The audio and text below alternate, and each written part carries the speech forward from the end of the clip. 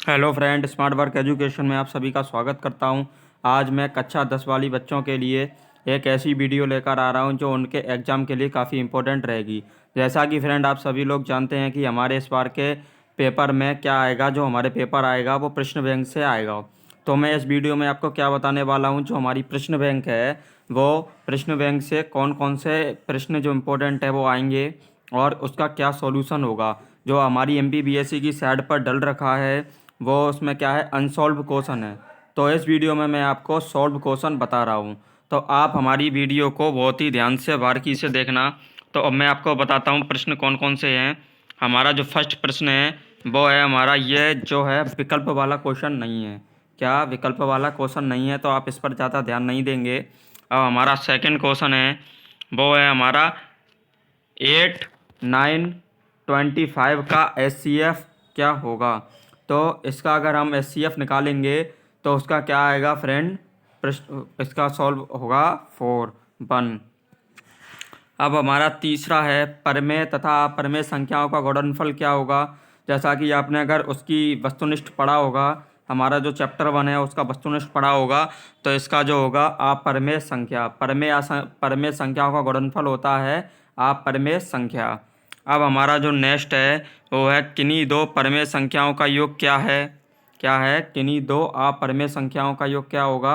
वो होगा फ्रेंड अपरमेय। जैसा कि आप कर लो √3 और √3 अगर करेंगे तो क्या आएगा, 2√3 अपरमेय संख्या ही आएगी। अगर इनका योग बोले, आप देख लें, अगर किन्हीं दो अपरमेय संख्याओं का योग, जैसे अपरमेय संख्याएं ये, अगर इनका अपरमेय संख्या को अगर आप योग भी करेंगे तो अपरमेय संख्या निकल कर ही आएगी। तो आप इसका आंसर हो जाएगा सेकंड। अब हमारा प्रश्न क्रमांक 5 है, उसको हम देखते हैं। 3 किसानों के पास 490 किलोग्राम, 588 किलोग्राम और 882 किलोग्राम गेहूँ हैं। गेहूँ को वैक्स में भरने की अधिकतम क्षमता के लिए वैक्स में लगेंगे।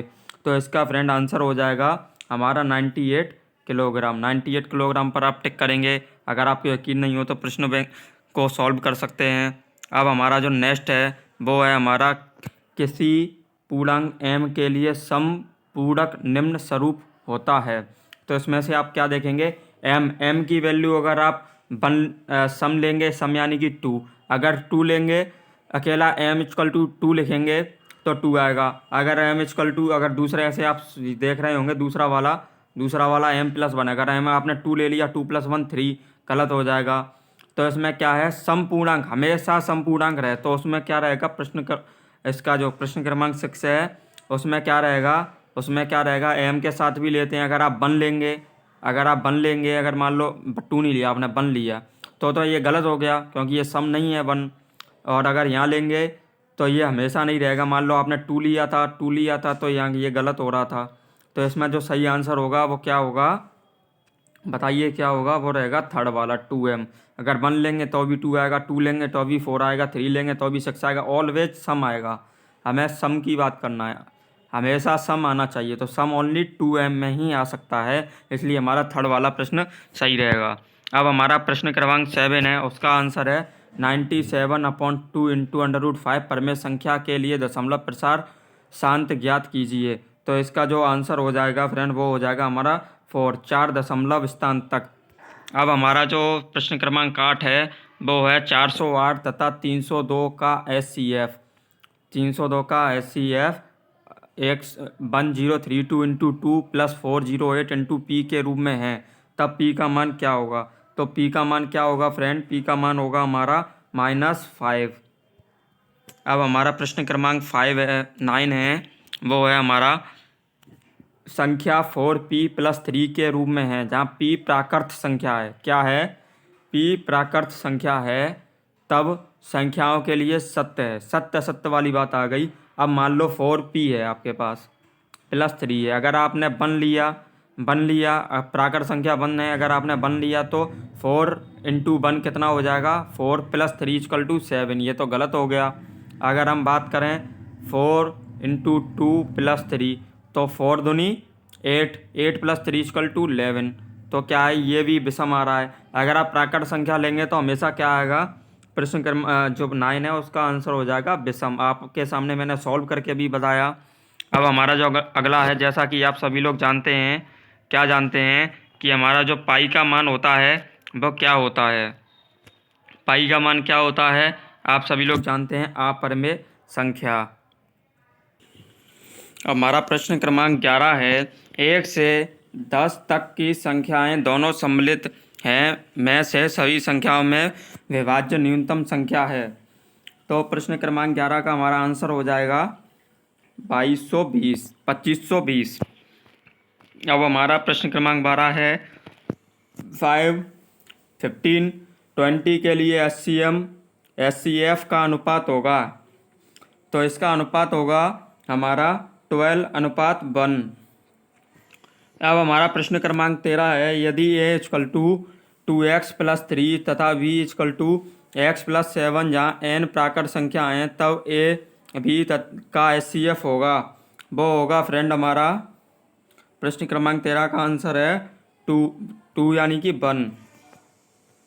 यदि 55 तथा 99 का SCF 55 m-99 के रूप में व्यक्त हो, तब m का मान होगा।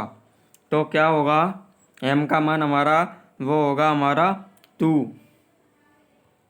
अब हमारा प्रश्न क्रमांक 15 है, यदि किन्हीं दो a तथा v धनात्मक पूर्णांकों के लिए जहां a = pq² तथा v = pq है, तब a तथा v का SCF होगा। तो इसका हमारा आंसर होगा प्रश्न क्रमांक 2, pq²। अब हमारा प्रश्न क्रमांक 16 है, यदि SCF 65m-117 के रूप में व्यक्त किया जाता है, तब m का मान होगा। तो इसका हमारा आंसर हो जाएगा 2। अब हमारा प्रश्न क्रमांक 7 है, यदि किसी धनात्मक पूर्णांक को 3 में भाग दिया जाए तो शेषफल r का मान होगा। शेषफल r का मान होगा हमारा 0, 1, 2। अब प्रश्न क्रमांक 18 है, 18 का हम देखेंगे, 987 में डिवाइड दें अगर 1050 का, तो GS एंड, तो इसका आंसर हो जाएगा हमारा 1 दशमलव प्रसार शांत। अब प्रश्न क्रमांक 19 है, यदि n एक परमेय संख्या है हो, तब 5^2n × 2^2n विभाजित होगा। तब इसका हमारी n की वैल्यू क्या होगी? तो इसका जो आंसर होगा वो होगा हमारा इनमें से कोई नहीं। वह न्यूनतम संख्या ज्ञात कीजिए जिसमें 1056 में जोड़ने पर संख्या 23 से विभाजित हो। तो इसका जो हमारा आंसर होगा वो होगा हमारा 2। प्रश्न क्रमांक 21 है, यदि 6 + 5√3 - 4 - 3√3 हो तो वह क्या होंगी फ्रेंड हमारी? दूसरा अपरिमेय संख्या। तीसरा है हमारा, यदि y x का गुणांक x y का LCM होगा, इसका होगा y। अब हमारा प्रश्न क्रमांक 23 है, यदि पूर्णांक p के लिए समपूर्णांक का रूप है, तो इसका जो आंसर होगा समपूर्णांक का वो होगा 2p। पहले भी ऊपर था तो वो सेम प्रश्न आ गया यहाँ। 5/6 को व्यक्त कर सकते हैं, 5/6 को हम व्यक्त कर सकते हैं। इसका जो आंसर होगा वो होगा अशांत आवृत्ति दशमलव। अब प्रश्न क्रमांक जो 25 है, इसका जो आंसर होगा किन्हीं 3 धनात्मक क्रमागत पूर्णांकों का गुणनफल विभाजित होगा। तो इसका जो होगा 6। अब हमारा जो 26 है, इसका जो आंसर होगा 33/2 × 5 परमेय संख्या का सांद्य दशमलव प्रसार होगा। तो इसका जो आंसर होगा वो होगा प्रश्न क्रमांक 2, दशमलव के 2 स्थान।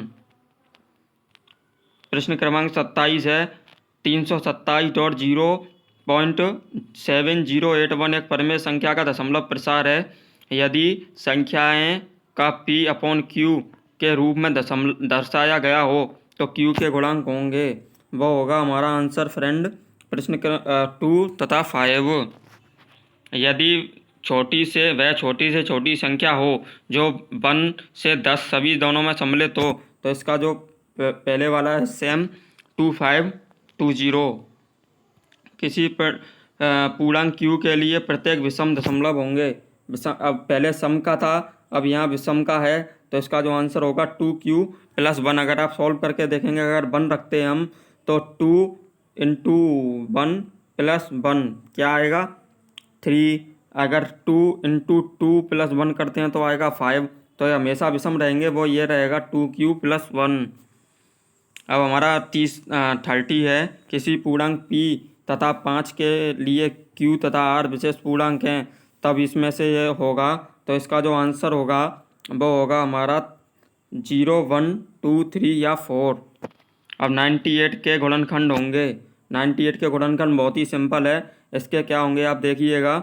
जैसे 98 है तो इसका गुणनखंड क्या होगा, आप नॉर्मली कर सकते हैं। 7 का स्क्वायर मतलब 49, 49 इंटू 2 मतलब ये वाला थर्ड वाला जो आंसर रहेगा वो हमारा 98 के गुणनखंड होंगे।